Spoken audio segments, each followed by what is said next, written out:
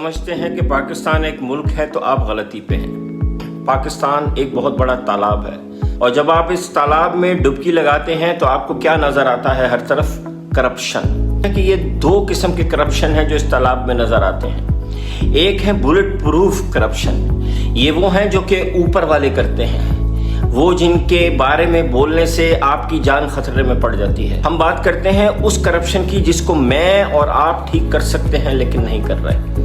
ऐसे करप्शंस में से नंबर 1 है मेडिकल का करप्शन, दवाइयों का करप्शन। वो क्लिनिक में हो रहा है जो डॉक्टर हमारे साथ कर रहा है। क्या आप जानते हैं कि पाकिस्तान में नुस्खे में दवाइयाँ जो डॉक्टर्स लिख के हमें दे रहे हैं उनमें से 90% की हमें ज़रूरत नहीं होती।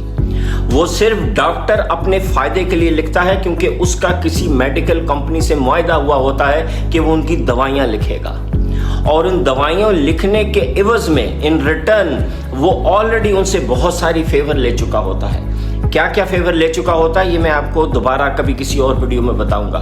कसूर हमारा है, हम उस नुस्खे को अच्छा समझते हैं जिसमें बहुत सी दवाइयाँ हों। तो इसमें से निकलने का तरीका क्या है? डॉक्टर को कहिए कि मुझे ज़्यादा दवाइयाँ नहीं चाहिए, वो आपको ऐसे तरीके बताए जिसमें ग़िज़ा की मदद से, लाइफस्टाइल की मदद से, वर्जिश की मदद से आपकी सेहत बेहतर हो सके।